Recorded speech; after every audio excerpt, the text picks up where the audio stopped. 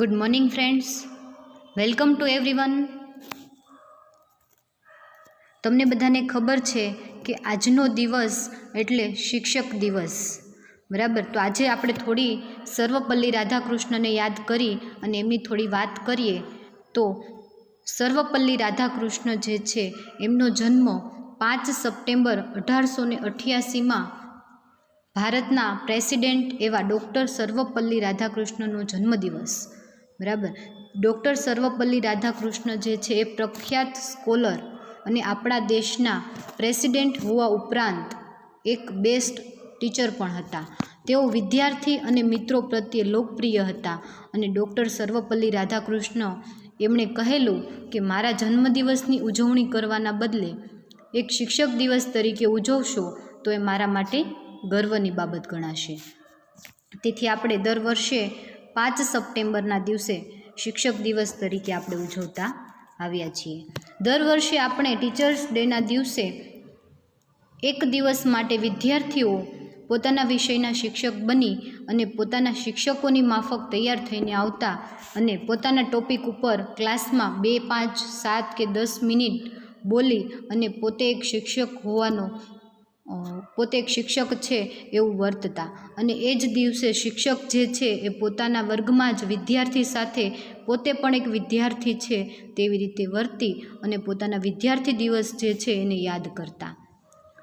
પરંતુ આજે જ્યારે 7 થી 8 મહિનાથી આપણા દેશ પર આવી પડેલી આ મહામારીના કારણે આપણે જ્યારે ઓનલાઈન લેક્ચરમાં એક પડદા પાછળ મળ્યા છીએ, ત્યારે આજના દિવસે આપણે ગોડને એટલી જ પ્રાર્થના કરીએ કે આપણે બધા અને આપણો પરિવાર હંમેશા એક સ્વચ્છ અને નિરોગી રહીએ અને દેશ પર આવી પડેલી આ મહામારીથી આપણે જલ્દી મુક્ત થઈએ અને ફરી વખત આપણે ઓફલાઈન લેક્ચરની અંદર જલ્દીથી મળીએ. તો આજના દિવસે શિક્ષક દિવસે આપણે સર્વપલ્લી રાધાકૃષ્ણને તો યાદ કરીએ જ, સાથે સાથે આપણા શિક્ષકો, બરાબર, પ્રાઇમરીથી લઈને અત્યાર સુધીના શિક્ષકો જે છે, હું એક અધ્યાપક હોવાથી હું અત્યાર સુધીના મારા શિક્ષકો જે છે એના માટે હું હંમેશને માટે વંદનીય છું. તમે પણ હશો જ, બરાબર. એટલા માટે આજના દિવસે આપણા શિક્ષકોને આપણે યાદ કરવા એ એક આપણા માટે સારી બાબત ગણાય. તો આજના દિવસે આપણા શિક્ષકો જે છે એના માટે આપણે વંદનીય છીએ. અને સાથે આજના દિવસે બધાને હેપી ટીચર્સ ડે. સાથે આજે આપણે ઓર્ગેનિક કેમેસ્ટ્રીની અંદર રિએજન્ટ જે જોતા હતા એ જોઈએ. તો hello friends, good morning everyone. Organic chemistry 304 એની અંદર આપણે રિએજન્ટ જોતા હતા. રિએજન્ટની અંદર ડાયએઝોમિથેન જે છે આપણે એક બાકી છે જે આજે આપણે જોઈ લઈએ.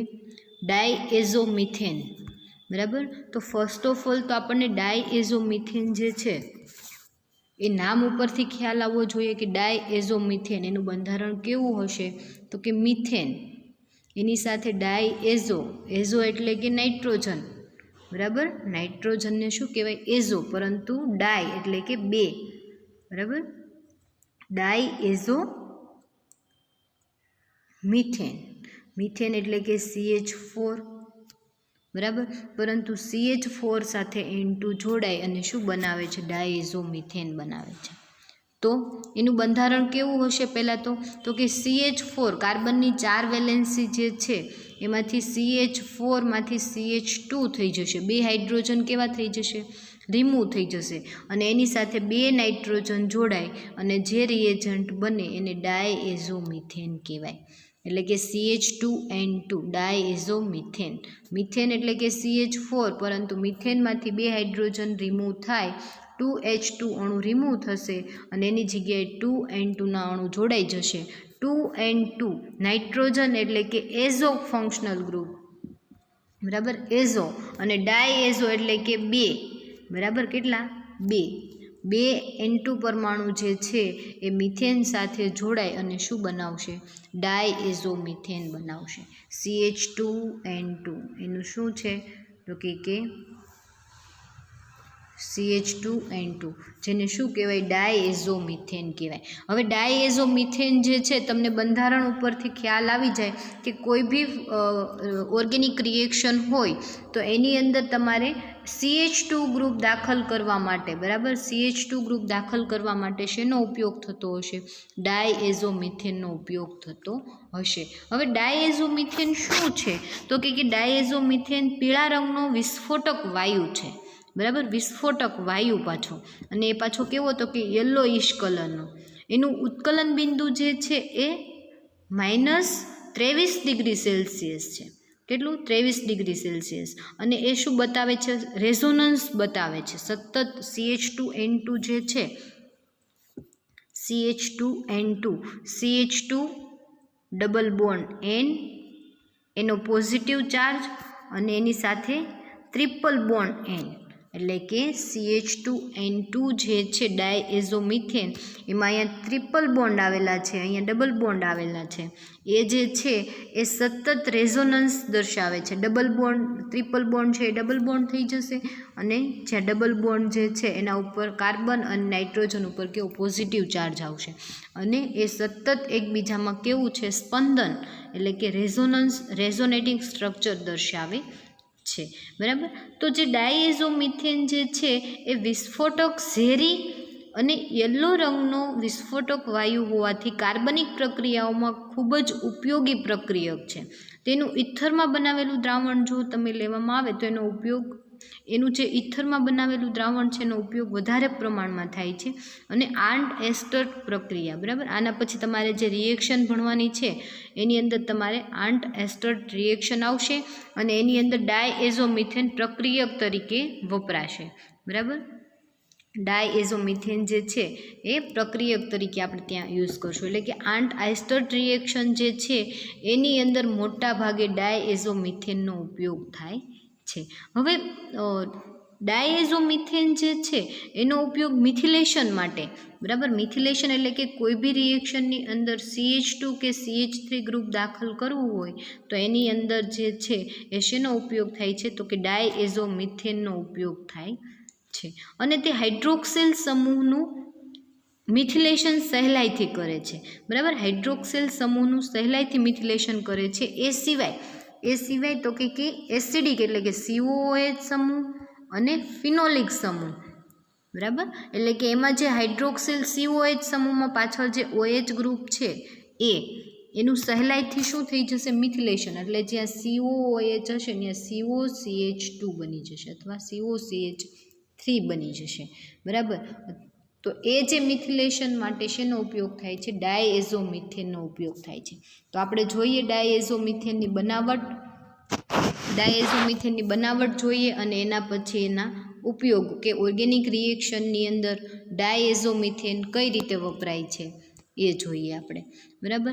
તો ફર્સ્ટ જે છે એની બનાવટ જે છે એ બનાવટ N-મિથાઇલ N-નાઇટ્રોસો ટેટ્રાથેલેમાઇડમાંથી એને બનાવવામાં આવે છે, બરાબર. હવે આ જે સ્ટ્રક્ચર છે એ N-મિથાઇલ N-નાઇટ્રોસો ટેટ્રાથેલેમાઇડ છે, બરાબર. એની તમે બેઝિક મીડિયમની અંદર જ્યારે તમે એની જળ વિભાજન કરશો, જળ વિભાજન કરીએ એટલે શું થાય? તો કે H2નો અણુ શું થશે? તો કે ઉમેરાશે, બરાબર. તો જ્યારે તમે બેઝિક મીડિયમની અંદર એનું જળ વિભાજન કરશો તો શું થશે? તો કે ડાયએઝોમિથેન તમને મળશે. કઈ રીતે? તો કે જુઓ, અહીંયા જે છે N-મિથાઇલ N-નાઇટ્રોસો ટેટ્રાથેલેમાઇડ જે છે એમાંથી N2 અને સાથે CH3 જે છે એમાંથી CH2, એટલે N નીચે N અને CH2 જે છે એ આખું કેવું થઈ જશે? દૂર થઈ જશે. એક અહીંયાથી અને એક નીચેથી, બરાબર. એક ઓર્થો સ્થાન, એક બંને પેરા સ્થાન ઉપર જે છે N2 CH2 એ રિમૂવ થઈ જશે. અહીંયા CH3 પાસે જે હાઇડ્રોજન જે છે એ NaOH માના OH સાથે રિએક્શન કરી અને પાણીનો અણુ કેવો થશે? દૂર કરશે, બરાબર. પાણીનો અણુ દૂર કરશે, અને સાથે અહીંયા જે છે કાર્બન ઉપર C ડબલ બોન્ડ O છે, એની સાથે નાઇટ્રોજન સાથે બીજો ઓક્સિજન જે છે એ, અને એક NaOH માનો સોડિયમ એ જોડાય અને શું બનાવશે? COON, એટલે કે એનો સોડિયમ સોલ્ટ બનાવશે, બરાબર. અને તમને જે મળશે એ ડાયએઝોમિથેનના 2 અણુ મળશે. ક્યાંથી 2 અણુ મળશે? તો કે એક અણુ અહીંયાથી અને એક અણુ અહીંયાથી. ટોટલ 2 ડાયએઝોમિથેન જે છે એ તમને મળશે. અને સાથે પાણીનો અણુ કેવો થશે? દૂર થશે. અને શેની હાજરીમાં રિએક્શન કરો છો? બેઝની હાજરીમાં. એટલે જ્યારે તમે બેઝની હાજરીમાં રિએક્શન કરશો એટલે Na અને OH જે છે H લઈ અને H2O સ્વરૂપે દૂર થશે અને Na જે છે બંને કાર્બન પાસે એનો સોડિયમ સોલ્ટ બનાવશે. અને મેઇન પ્રોડક્ટ જે આપણી મળે છે શું મળે છે? ડાયએઝોમિથેન. તો આ હતી તમારી સિન્થેસિસ ડાયએઝોમિથેનની. એના પછી આપણે સેકન્ડ સિન્થેસિસ જોઈએ. તો સેકન્ડ સિન્થેસિસ શું બતાવે છે? એ જ તે, બરાબર. આ તમને જે રિએક્શન છે એને તમને આટલો ભાગ છે એને તમને અલગ કરીને બતાવેલો છે એ આ રિએક્શન છે. જુઓ તો કે એનો જે દૂર કરેલો ભાગ છે NaOH સાથે રિએક્શન કરશો અને NaOH સાથે રિએક્શન કરવાથી Na અને OH બનશે. એટલે પાણીનો એક અણુ જે છે એ OH અને અહીંયા CH3માંથી H2O દૂર કરશે. અહીંયા નાઇટ્રોજન 2 અને 1 CH2 એટલે CH2N2 બનાવશે. અને સાથે તો કે સોડિયમ સોલ્ટ બનશે, એસ્ટરનો સોડિયમ સોલ્ટ બનાવશે, બરાબર. આ જે છે એ જ રિએક્શન છે, આગળની રિએક્શન છે એનો એટલો ભાગ છે એને તમને અલગ કરીને બતાવેલો છે, બરાબર. એના પછી બેકમાન મેથડ જોઈએ આપણે. તો બેકમાન મેથડ શું કહે છે? N-મિથાઇલ N-નાઇટ્રોસો પેરાટોલ્યુઇન સલ્ફોનેમાઇડના ઇથેનોલિક પોટેશિયમ હાઇડ્રોક્સાઇડ સાથેના નિસ્યંદનથી ડાયએઝોમિથેન મળે છે. જુઓ રિએક્શન. તો પેરાટોલ્યુઇન સલ્ફોનાઇલ ક્લોરાઇડ એટલે કે પેરાટોલ્યુઇન પેરા સ્થાન ઉપર CH3 ગ્રુપ એટલે પેરાટોલ્યુઇન સલ્ફોનાઇલ ક્લોરાઇડ SOCl2 બેન્ઝીનના પેરા સ્થાનમાં SOCl2 સલ્ફોનાઇલ ક્લોરાઇડ, બરાબર. બેન્ઝીન ઉપર CH3 હોય એટલે ટોલ્યુઇન એટલે કે પેરાટોલ્યુઇન સલ્ફોનાઇલ ક્લોરાઇડ. એની તમે મિથાઇલ એમાઇન CH3NH2 સાથે રિએક્શન કરશો એટલે કે મિથાઇલ એમાઇન સાથે રિએક્શન કરશો તો શું થશે?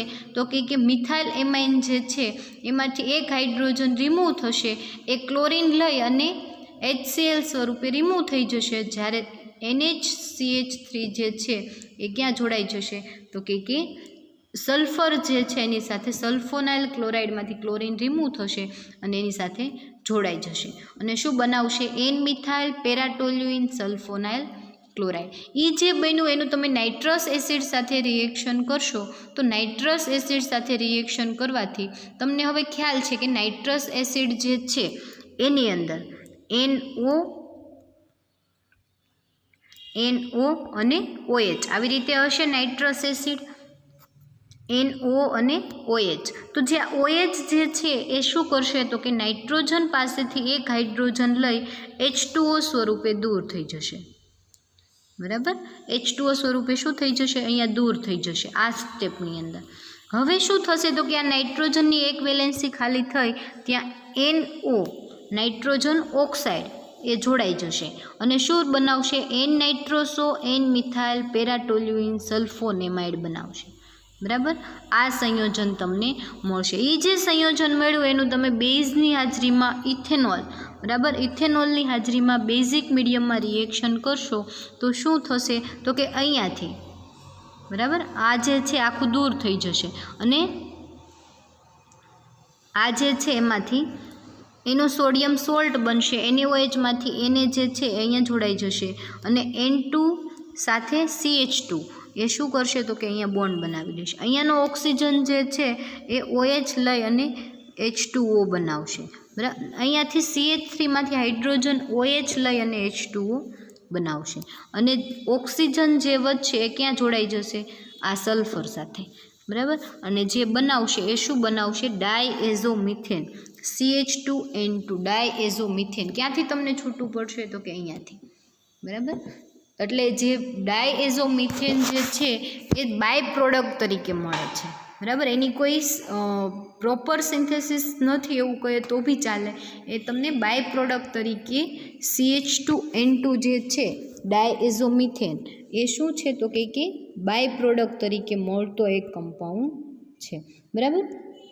એના પછી આપણે સેકન્ડ મેથડ જોઈએ, મિથાઇલ એમાઇન હાઇડ્રોક્લોરાઇડ અને નાઇટ્રોજિનિડિનની એની KOHની હાજરીમાં પ્રક્રિયા થવાથી મળતી નિપજની નાઇટ્રસ એસિડ સાથે પ્રક્રિયા કરવાથી એન મિથાઇલ એન નાઇટ્રોસો એન નાઇટ્રોજિનિડિન બને છે. તેની KOH સાથે ગરમ કરવાથી ડાયએઝોમિથેન મળે છે. હવે આપણે જોઈએ તો મિથાઇલ એમાઇન હાઇડ્રોક્લોરાઇડ, પહેલાં તો આને શું કહેવાય, મિથાઇલ એમાઇન, બરાબર. મિથાઇલ એમાઇન એની સાથે જોડાયેલું HCl ને કહેવાય હાઇડ્રોક્લોરાઇડ, એટલે કે મિથાઇલ એમાઇન હાઇડ્રોક્લોરાઇડ એની રિએક્શન નાઇટ્રોજિડિન, બરાબર, નાઇટ્રોજિનિડિન એની સાથે રિએક્શન પણ શેની હાજરીમાં, KOHની હાજરીમાં, એટલે બેઝિક મીડિયમમાં જ્યારે તમે રિએક્શન કરશો ત્યારે શું થશે તો કે એની સાથે રિએક્શન કરશો એટલે અહીંયાથી HCl જે છે એમાંથી ક્લોરિન જે છે કે પોટેશિયમ લઈ KCl બનાવશે. પછી અહીંયાનો જે NH2 જે છે એ NH2 જે છે એ એક NH2 પાસેથી હાઇડ્રોજન લઈ એમોનિયા સ્વરૂપે દૂર થશે.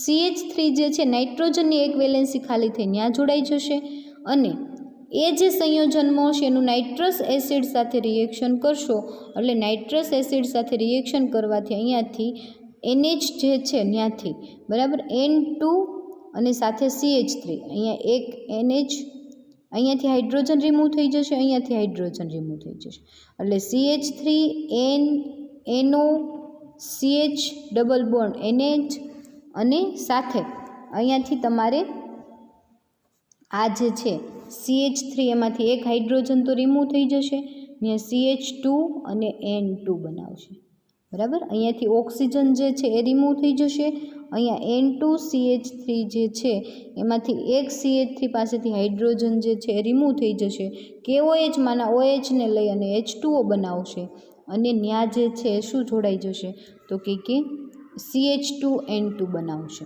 બરાબર. કઈ જગ્યાએ જુઓ, અહીંયા CH3 NO જે છે એમાંથી ઓક્સિજન રિમૂવ થઈ જશે અને N2 CH3 થઈ જશે. CH3માંથી એક હાઇડ્રોજન KOHમાંના OHને લઈ H2O સ્વરૂપે દૂર થઈ જશે અને બાય પ્રોડક્ટ તરીકે તમને આ કેવું તો કે આટલું જે છે એ રિમૂવ થઈ જશે, બરાબર. તો એ જે રિએક્શન જે છે એ શેમાંથી તો કે મિથાઇલ એમાઇન હાઇડ્રોક્લોરાઇડમાંથી સિન્થેસિસ છે અને જે સંયોજન તમને મળશે એ શું મળશે તો કે ડાયએઝોમિથેન મળશે, બરાબર. તો આ હતી ડાયએઝોમિથેનની સિન્થેસિસ. ટોટલ કેટલી થઈ તો કે 3, બરાબર. એક, એના પછી આ બીજી અને ત્રીજી, 3 સિન્થેસિસ છે. તમને 3 સિન્થેસિસ જો આખું તમને પૂછાય કે ડાયએઝોમિથેનની બનાવટ સમજાવો તો તમારે 3 સિન્થેસિસ જે છે એ તમારે લખવી પડે, બરાબર. હવે આપણે એના પછી જોઈએ એના ઉપયોગો. તો તમને મેં કીધું એમ એનો ઉપયોગ ક્યાં થાય છે તો કે મિથિલેશન માટે, બરાબર. એસિડનું મિથિલેશન, આલ્કોહોલનું મિથિલેશન, કાર્બોનાઇલ સંયોજનનું મિથિલેશન. એના પછી મેં તમને એક કીધું આર્ડન્ટ આઇસ્ટર્ટ પ્રક્રિયાની અંદર એનો ઉપયોગ થાય છે, બરાબર. આર્ડન્ટ આઇસ્ટર્ટ પ્રક્રિયાની અંદર એનો પછી રિંગ એક્સપેક્શન માટે એનો ચક્રવૃદ્ધિ, બરાબર, ચક્રવૃદ્ધિ માટે પણ એનો ઉપયોગ થાય છે અને વિષમ ચક્રીય સંયોજનની અંદર એના સંશ્લેષણ માટે પણ શેનો ઉપયોગ થાય છે તો કે ડાયએઝોમિથેનનો ઉપયોગ થાય છે. તો આપણે એક પછી એક જોઈએ. ફર્સ્ટ, એસિડનું મિથિલેશન. તો એસિડનું મિથિલેશન શું કહે છે તો કે એસિડ જે છે એનું ડાયએઝોમિથેન સાથે તમે એનું ડાયએઝોમિથેન સાથે મિથિલેશન કરશો તો એસિડમાંનો H જે છે એ શું થઈ જશે, H જે છે CH3 સાથે પ્રક્રિયા કરી એસ્ટર બનાવશે, COOCH3, COH ફંક્શનલ ગ્રુપ શેમાં કન્વર્ટ થઈ ગયું તો કે એસ્ટરમાં, બરાબર.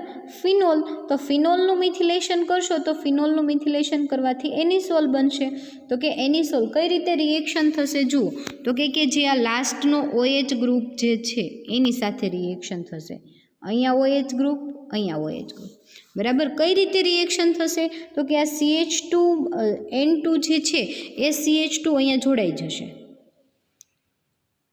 તો કાર્બન સાથે 3 હાઇડ્રોજન થઈ ગયા એટલે આપણે એને OCH3 કહી શકીએ, બરાબર. તો એ જ રિએક્શન આ છે. જુઓ COO તો હતું અને સાથે શું જોડાઈ ગયું, CO તો હતું એની સાથે OCH3 જોઈન્ટ થઈ ગયું, એટલે COOH ગ્રુપ જે છે કાર્બોક્સિલિક ગ્રુપ શેમાં કન્વર્ટ થયું, એસ્ટરમાં. એના પછી પણ ફિનોલમાં એવી જ રીતે રિએક્શન, તો શું બનશે, એનિસોલ બનશે. બરાબર. ઇનઓર્ગેનિક એસિડ જે છે સલ્ફોનિક એસિડ એની સાથે રિએક્શન કરશો તો પણ સેમ રિએક્શન. આ જે છે એ શેમાં કન્વર્ટ થઈ જશે, CH3માં. અહીંયાથી CH2 જે છે એ અહીંયા જોડાઈ જશે અને સાથે N2 બધાની અંદર કેવું થશે, છૂટું પડશે. આ જે N2 છે ડાયએઝોમિથેન માનો એમાં એઝો ગ્રુપ રિમૂવ થઈ જશે અને CH3 ગ્રુપ મિથિલેશન સ્વરૂપે રિએક્શન કરી અને મિથિલેશન કરી અને CH3 ગ્રુપ કેવું થઈ જશે, એડ થઈ જશે. હવે લાસ્ટવાળી રિએક્શન જુઓ HCl વાળી રિએક્શન જે છે એમાં પણ શું થાય છે તો કે મિથાઇલ ક્લોરાઇડ બનાવે છે. બરાબર. મિથાઇલ ગ્રુપ અહીંયા જોઈન્ટ થઈ ગયું અને એની સાથે ક્લોરિન અને સાથે N2 રિમૂવ થઈ ગયું એટલે શું બનાવે છે, મિથાઇલ ક્લોરાઇડ બનાવે છે. તો આ હતું તમારે એસિડ સંયોજનનું મિથિલેશન. બરાબર. શેનું, તો કે એસિડ સંયોજનનું મિથિલેશન.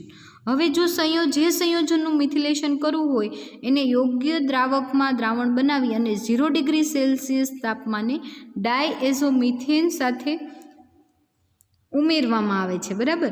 એટલે માનો કે તમારે આનું મિથિલેશન કરવું છે એસિડનું, તો એનું તમારે શું કરવાનું છે તો કે મિથિલેશન જેનું કરવાનું હોય એનું દ્રાવકની અંદર દ્રાવણ બનાવવાનું છે.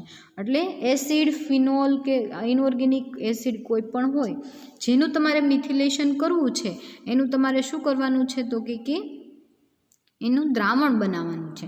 અને એ દ્રાવણની અંદર ડાયએઝોમિથેન તમે એડ કરશો એટલે તમને શું બનશે તો કે મિથિલેશન થયેલો કમ્પાઉન્ડ જે છે એ તમને મળશે. અને ક્યાં સુધી એડ કરવાનું થશે ડાયએઝોમિથેન તો કે જ્યાં સુધી સ્થાયી પીળો રંગ ન આવે.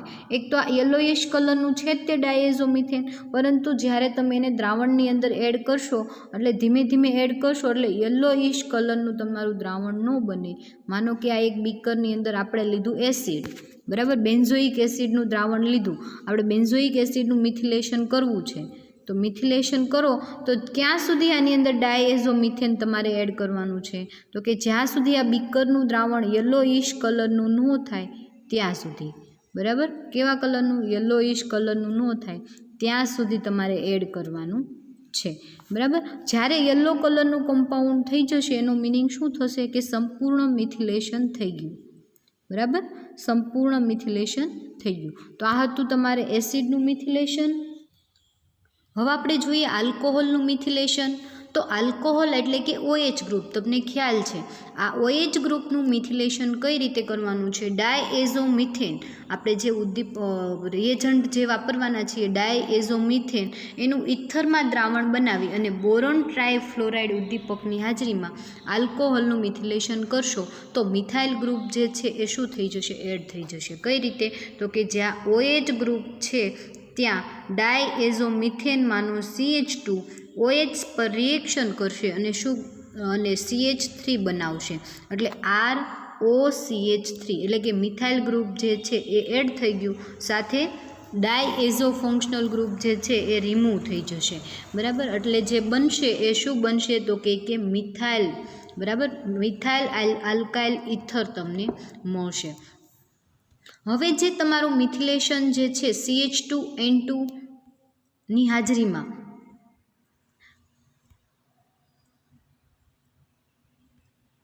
બરાબર, CH2N2 ની હાજરીમાં મિથિલેશન જે છે એ આલ્કોહોલ, એસિડ અને કાર્બોનિલ સમૂહ માટે જવાબદાર છે. એટલે કે જ્યાં OH ગ્રુપ જે છે, બરાબર, આપણે ફર્સ્ટ જોયું COOH એટલે કે એસિડનું મિથિલેશન માટે, તો એમાં પણ જુઓ છેલ્લે OH ગ્રુપ હતું.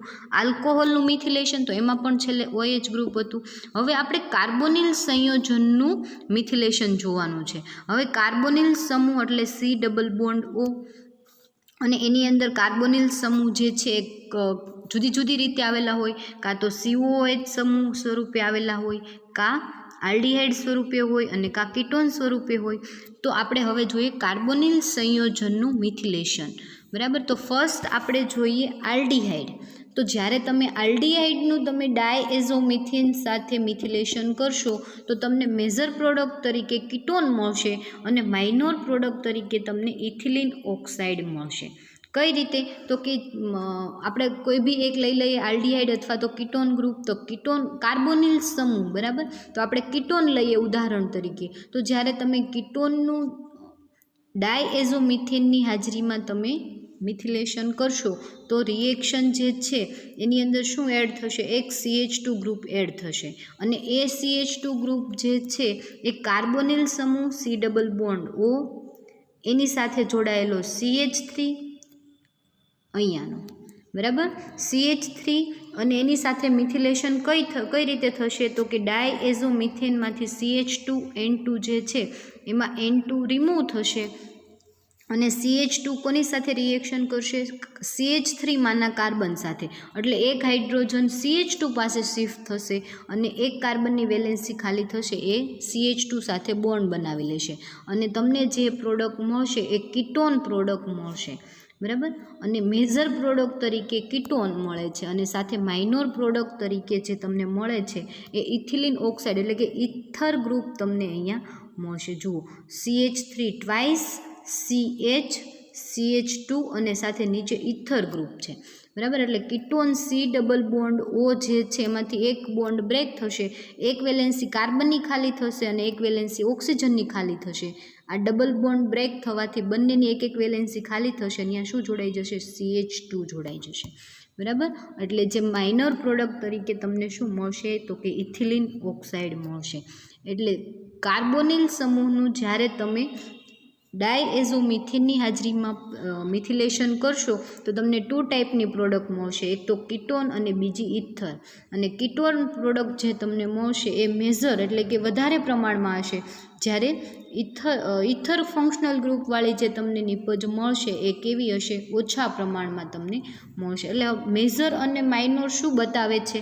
એ એવું બતાવે છે કે આ 90% તમને મળે તો આ કેટલી? તો કે 10% મળે, બરાબર. તમને નિપજ મળી એની અંદર કીટોનનું પ્રમાણ વધારે હોય જ્યારે ઇથરનું પ્રમાણ કેવું હોય?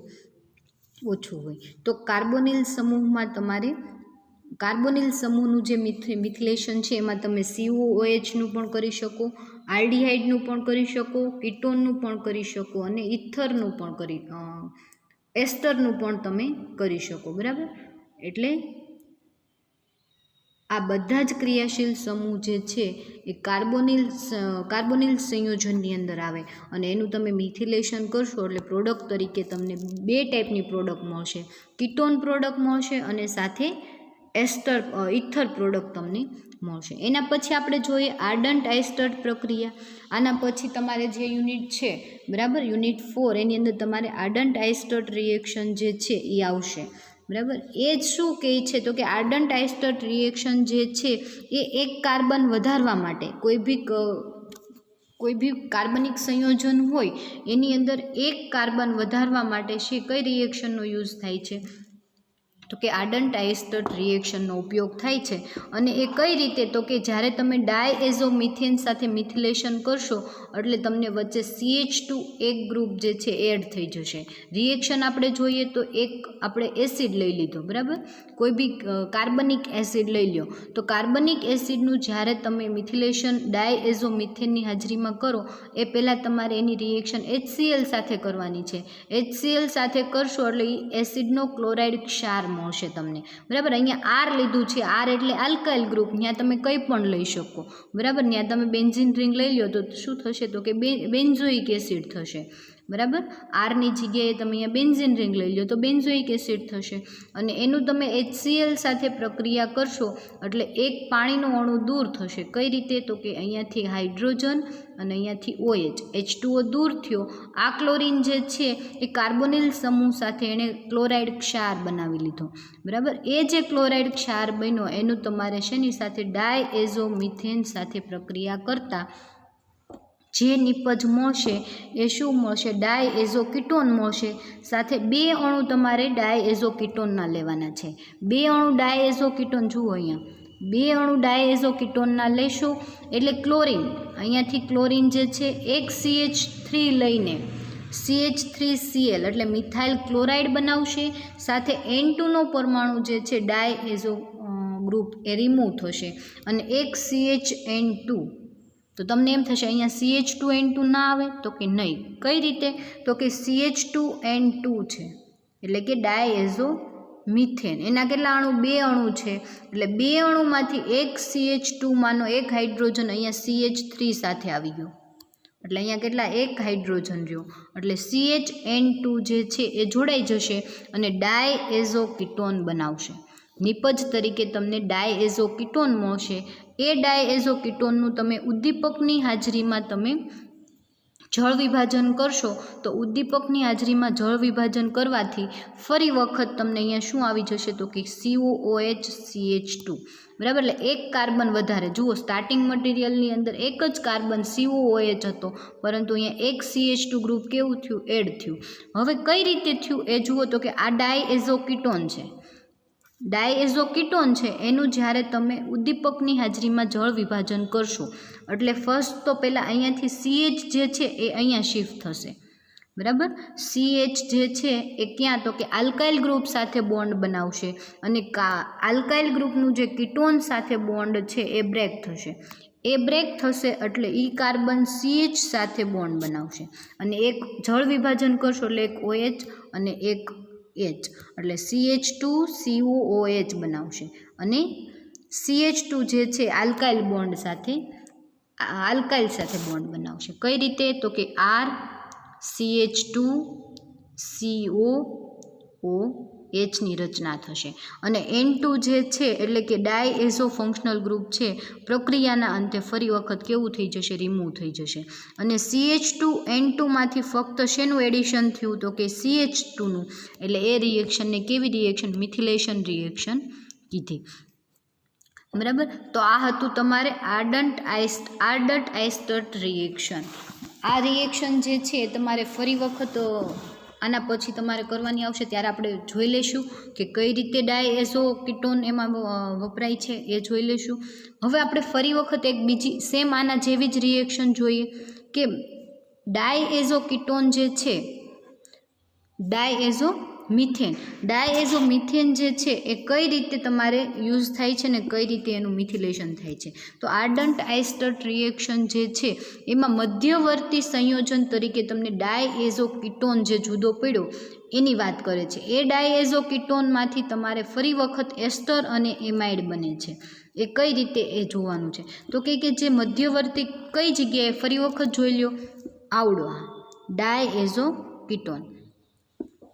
આર્ડન્ટ આઇસ્ટર્ટ રિએક્શન દરમિયાન મધ્યવર્તી જે તમને સંયોજન મળ્યું ડાયએઝો કીટોન એની વાત થાય છે. એ જે મધ્યવર્તી સંયોજન જે છે એનું ફરી વખત તમે H2O સાથે રિએક્શન ફોર્મિક એસિડની હાજરીમાં કરશો તો ફરી વખત તમને કીટોન અને આલ્કોહોલ નિપજ અથવા તો એસ્ટર એમાઇડ, ટૂંકમાં કાર્બોનિલ સંયોજન તમને પાછું મળશે. બરાબર, તો આપણે જોઈએ કઈ રીતે. તો કે મધ્યવર્તી નિપજ ડાયએઝો કીટોન જે જુદો પડે છે એનું તમારે એસ્ટર અને એમાઇડના સંશ્લેષણ કરી શકાય. તો આલ્કોહોલ અથવા તો એમોનિયાની હાજરીમાં તમે જ્યારે ઉદ્દીપકની હાજરીમાં રિએક્શન કરશો તો એમોનિયા સાથે રિએક્શન કરશો તો જે કીટોન સમૂહ જે છે એની સાથે કોણ જોડાઈ જશે? NH2.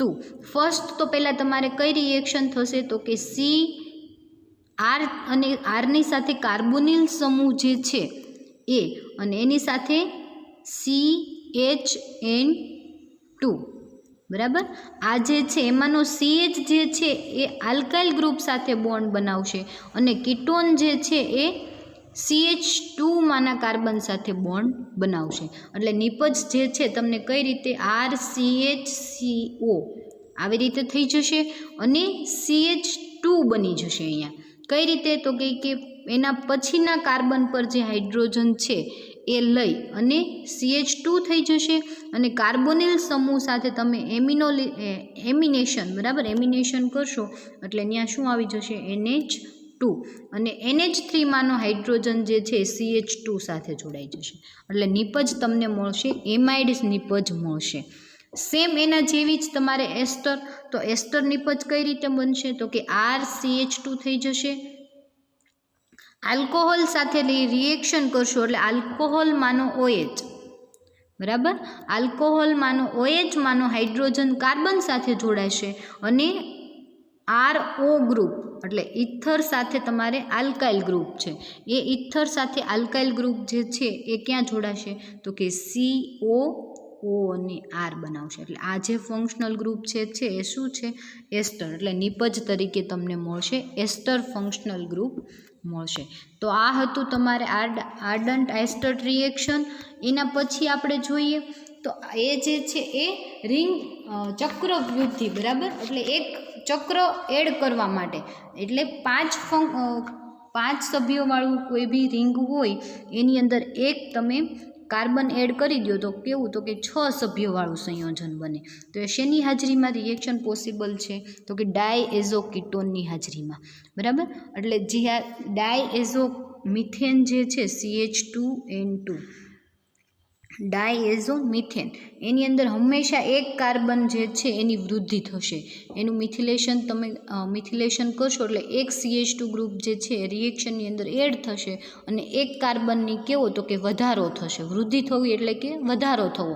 તો 5 સભ્યોવાળું સાયક્લોપેન્ટેનોન છે એમાંથી સાયક્લોહેક્ઝેનોન બનાવવા માટે શેનો ઉપયોગ થાય છે તો કે ડાયએઝો મિથેનનો ઉપયોગ થાય છે.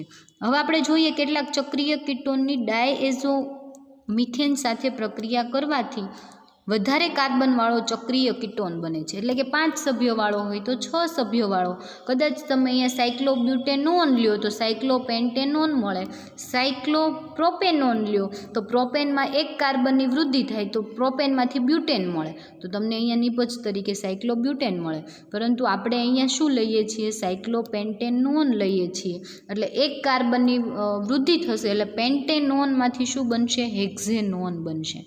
કઈ રીતે રિએક્શન જોઈએ તો જ્યાં તમે કીટોન ફંક્શનલ ગ્રુપ લીધું છે ત્યાં રિએક્શન થશે, પણ કઈ રીતે તો કે જે કીટોન ફંક્શનલ ગ્રુપ છે C+O, બરાબર, એની સાથે CH2 જે છે એ રિએક્શન કરશે. CH2 રિએક્શન કરશે એટલે ફર્સ્ટ તો કાર્બન અને ઓક્સિજન વચ્ચેનો ડબલ બોન્ડ જે છે કેવો થઈ જશે બ્રેક થઈ જશે. બ્રેક થશે એટલે કાર્બનની એક વેલેન્સી કેવી થશે ખાલી થશે. વેલેન્સી ખાલી થશે ત્યાં કોણ જોડાઈ જશે CH2, એટલે એક એડિશન થઈ ગયું CH2નું, બરાબર. હજી પણ ચક્ર કેવું છે ખુલ્લું છે, ઓક્સિજનની એક વેલેન્સી કેવી છે ખાલી છે. ઓક્સિજનની વેલેન્સી ખાલી જે છે પછીના કાર્બન સાથે તમને ચક્રની અંદર સમજાવું તો આ જે છે એમાં તો C ડબલ બોન્ડ O અહીંયા આવી રીતે હશે, એમાંથી એક બોન્ડ બ્રેક થાય એટલે કાર્બનની એક વેલેન્સી ખાલી થાય, ત્યાં કોણ જોડાઈ જાય CH2 જોડાઈ જાય. સાથે અહીંયાનું જે ડબલ બોન્ડ સિંગલ બોન્ડ જે છે એ બ્રેક થશે એટલે ઓક્સિજનની એક વેલેન્સી તો ખાલી છે પરંતુ સાથે એક કાર્બનની વેલેન્સી પણ કેવી થશે ખાલી થશે. એટલે ત્યાં જે છે એ ફરી વખત તમને એક બોન્ડ બની જશે અને શેની તો કે એક CH2 ગ્રુપ જે છે એ એડ થઈ જશે, બરાબર. એક CH2 ગ્રુપ કેવું થઈ જશે એડ. કઈ રીતે ફરીવાર સમજો તો કે જો આ CH2 C double bond O અને CH2 છે, બરાબર, એની તમે ડાયએઝો મિથેન સાથે રિએક્શન કરશો. ફર્સ્ટ તો આ બોન્ડ કેવો થશે બ્રેક થશે. બોન્ડ બ્રેક થશે એટલે એક કાર્બનની વેલેન્સી ને આ કાર્બનની વેલેન્સી બંનેની એક વેલેન્સી ખાલી થશે. અહીંયા CH2 એટલે CH2N2 છે, N2 એની સાથે રિમૂવ થઈ જાય એટલે કાર્બનની પણ 2 વેલેન્સી કેવી થાય ખાલી થાય. એટલે કાર્બનની જે 2 વેલેન્સી ખાલી થાય, બરાબર, એની સાથે CH2 અને કાર્બન જે છે બોન્ડ બનાવી લે એટલે એક કાર્બનનો વધારો થયો, બરાબર, એક કાર્બનનો કેવો થયો વધારો થયો. અને સાથે N2 છે ડાયએઝો મિથેનમાંથી એઝો ગ્રુપ જે છે એ ડાયએઝો ગ્રુપ જે છે કેવું થશે રિમૂવ થશે. એટલે શું કહે છે તો કે આ જે છે એ ચક્રીય કીટોનના સંશ્લેષણમાં મદદરૂપ થાય છે, ચક્રની વૃદ્ધિ માટે મદદરૂપ થાય છે. એટલે કે 5 કાર્બનથી લઈ અને 10 કાર્બન સુધી આ રિએક્શન પોસિબલ છે. 8 કાર્બનવાળું તમે લ્યો ઓક્ટેન, તો ઓક્ટેન સાયક્લો ઓક્ટેનોનમાંથી તમને સાયક્લોનોનેન મળે, બરાબર, સાયક્લોનોનેન મળે. એટલે એક ચક્રની વૃદ્ધિ માટે એટલે ચક્રીય રિએક્શનની અંદર એક કાર્બનના વધારા માટે શેનો ઉપયોગ થાય છે તો કે ડાયએઝો મિથેનનો ઉપયોગ થાય છે। એના પછી પણ આપણે જોઈએ વિષમ ચક્રીય સંયોજનના સંશ્લેષણમાં, તો ફર્સ્ટ તો આપણને એ ખ્યાલ હોવો જોઈએ કે વિષમ ચક્રીય સંયોજન એટલે શું, બરાબર। વિષમ ચક્રીય સંયોજનનું તમારે હિટ્રોસાયક્લિક કમ્પાઉન્ડ, બરાબર, એ જે છે એનું તમારે આખું યુનિટ ભણવાનું આવશે, પરંતુ અત્યારે જસ્ટ તમને ડેફિનેશન આપું કે વિષમ ચક્રીય સંયોજન એટલે શું, તો એવા કાર્બનિક સંયોજન કે જેની અંદર કાર્બન, હાઇડ્રોજન અને ઓક્સિજન સિવાયના, શું કીધું, કાર્બન, હાઇડ્રોજન અને ઓક્સિજન સિવાયના નાઇટ્રોજન,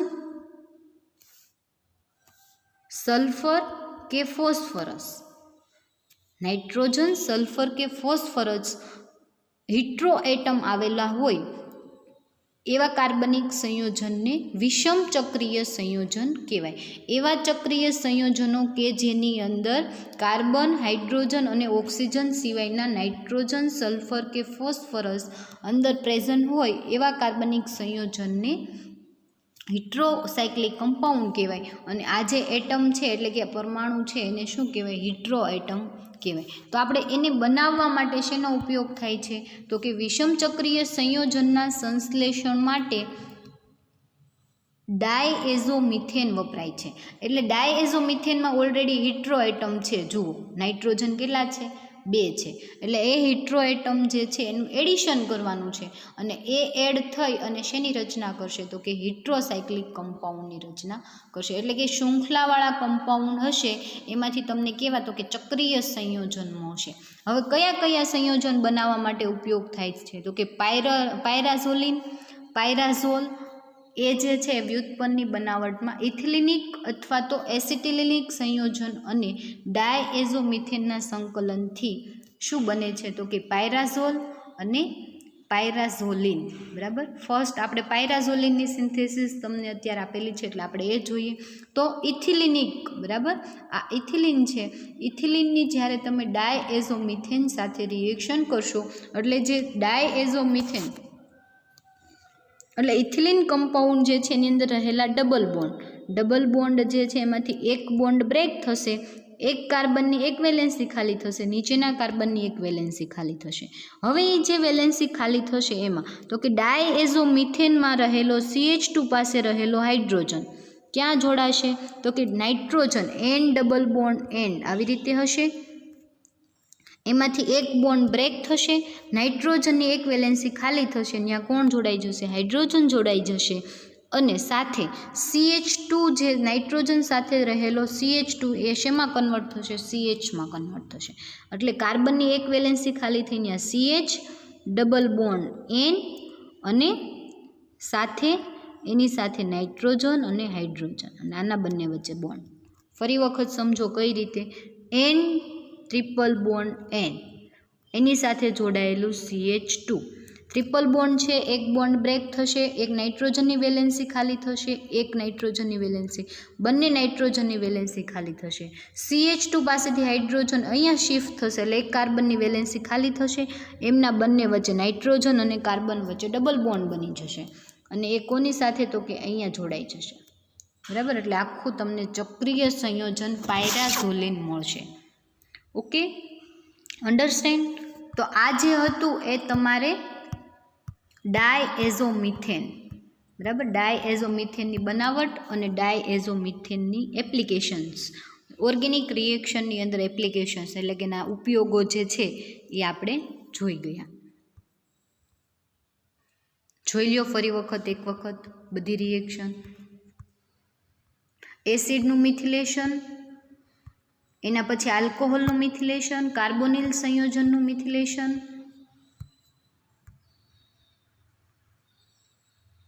પછી આર્ડન્ટ એસ્ટર રિએક્શન